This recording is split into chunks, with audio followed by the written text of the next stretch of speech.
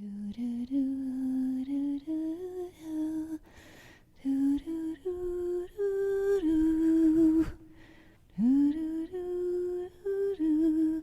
ancient mystic once said, "He who splits a seed and finds nothing is failing to experience the spirit at the heart of everything."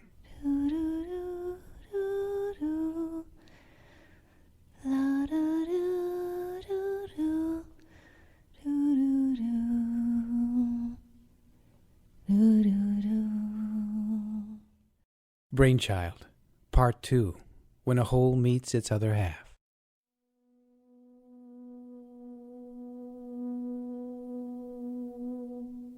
Thought transference.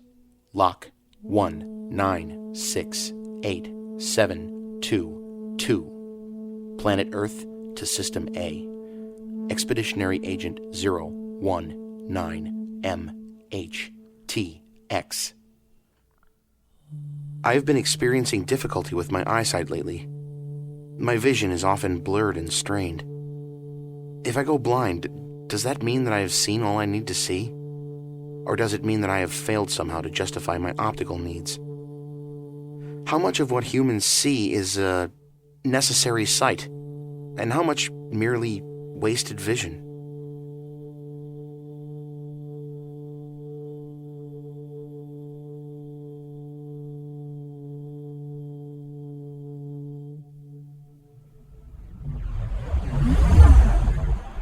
So the barbarian has gone to slay the dragon who guards the castle disenchantment?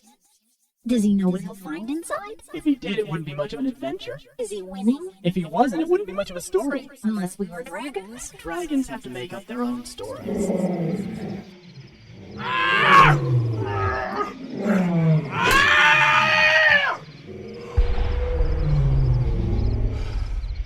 Thus perish all rare species.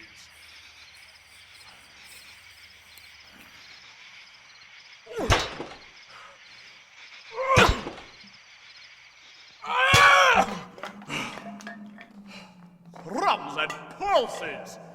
It is as cold in here as a fishmonger's clout! Somebody must have left a window open! Hello! Anybody here? Expose yourself! Fear not the wrath of cleric from me! I reserve it for dragons, dwarfs, and freaks of nature! And, anyone else who happens to get in my way, if you have not cloven hooves, nor tail, nor webbed fingers, if you're over 3 feet 6 and don't intend to get in my way, come forth and bid me a superhero's welcome!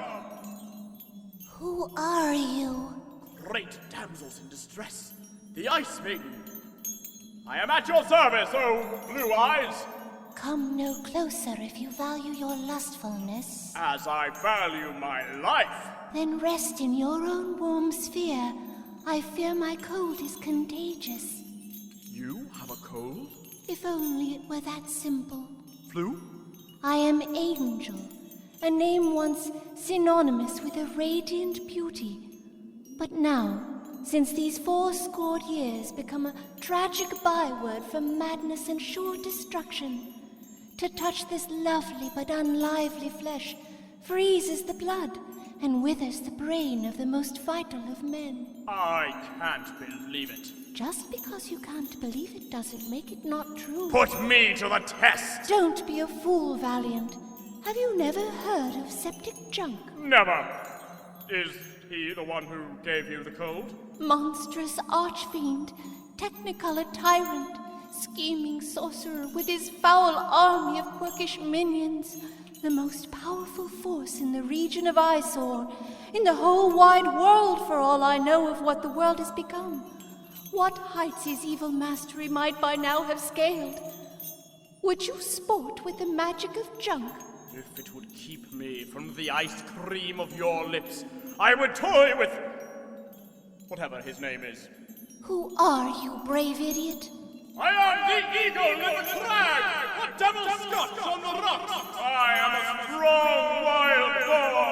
I am flooding the mead! I've never heard of you.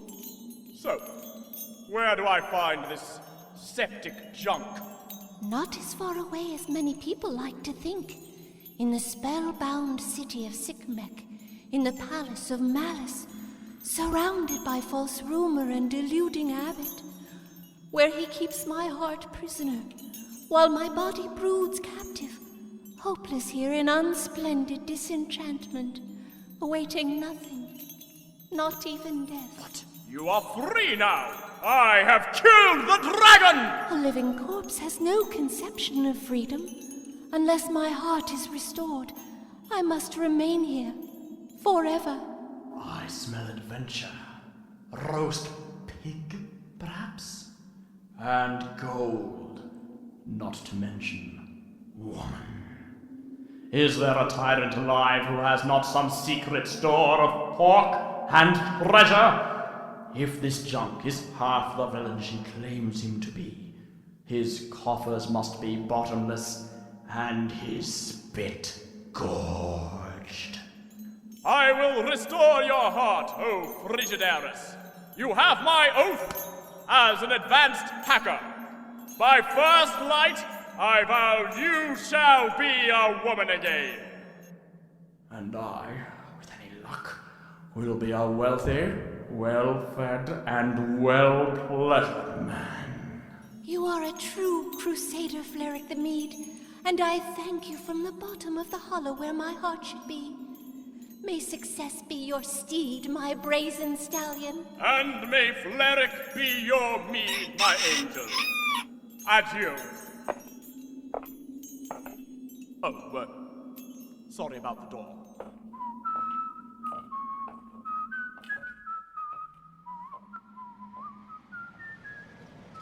So, you know this homeless guy? Hey, I heard that.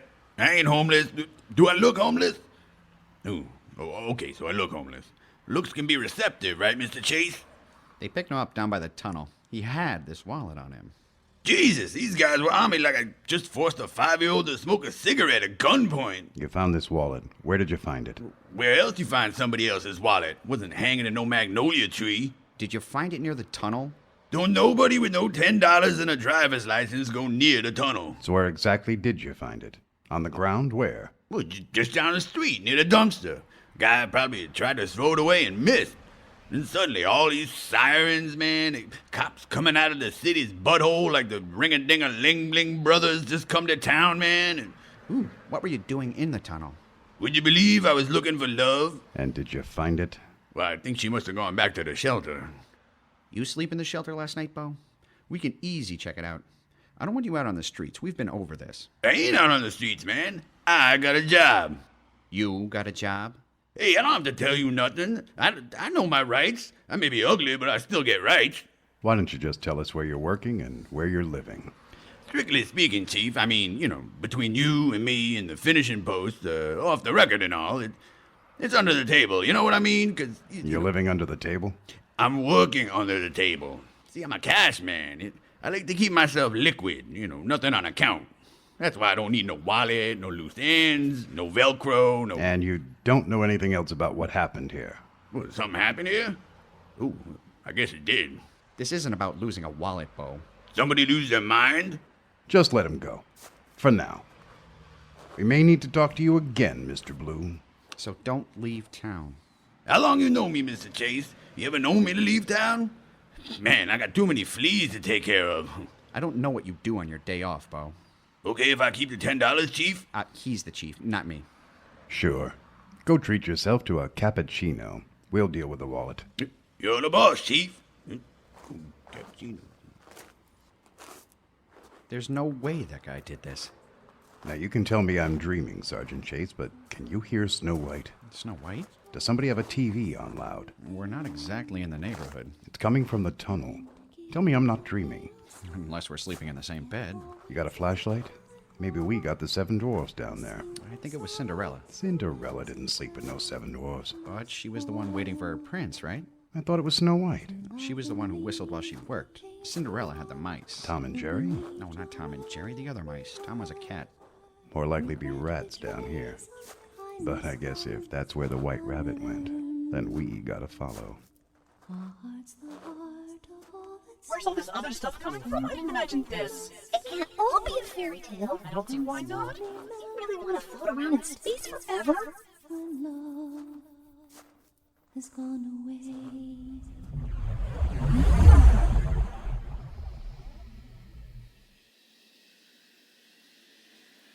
It is a scientific fact that babies can see through their skin. It is a reality that most adult humans either lose or fail to cultivate this capacity. If I go blind, would I be missing something or achieving mastery over this desperate human need to always be able to see where they're going? If beauty is in the eye of the beholder, if I go blind, does that mean the world will never appear beautiful or ugly ever again?